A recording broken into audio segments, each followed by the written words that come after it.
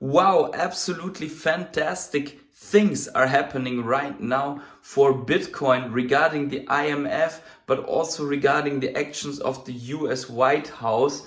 So let's talk about it. Hey everyone, it's a patient hodler with a very quick video update, and in this one we're going to talk about what's good for the crypto market, and we already see it reflecting in the green. If you enjoy these very quick updates, then make sure to smash up the like button right now, subscribe to the channel to not miss out of them, and let's discuss it. And there is also one thing that could be a little bit worrisome, more from the on-chain metrics, but we're going to talk and discuss this as well.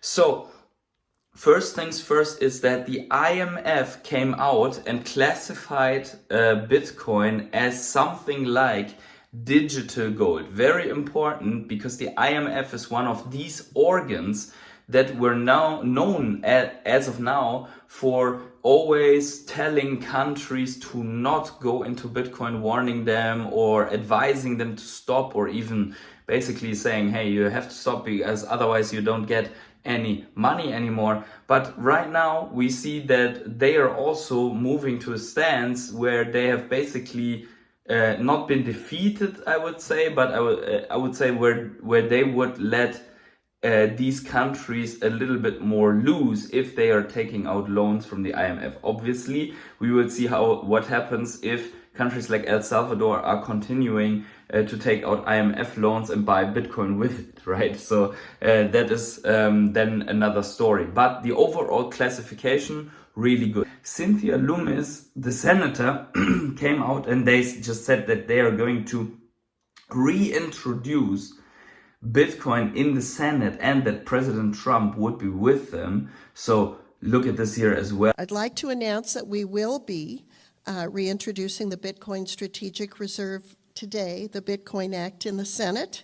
The momentum is in our hands, and we need to make this happen. Thankfully, President Trump is with us, and the opportunities are boundless. And then let's finally also talk about one metric that could be a little bit worrisome, but also where the limitations are, and that is the long-term holder supply that usually looks like this when people are selling off their Bitcoin at the top, when long-term holders are moving out of their Bitcoin at the very top. And it looks just like in the other cycle at around the top, which could say, okay, maybe we are at the top right now. The only problem with that is that it's the only metric that shows this, literally the only metric. As the Pi cycle indicator, as the MVRVZ score, as global liquidity, as metric setup, everything, like all these metrics, they don't show it, only this one, right? And why is this arguable?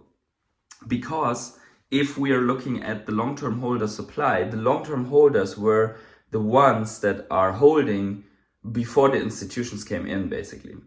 And of course, they are taking profit because Bitcoin has gone up 6x since the bottom.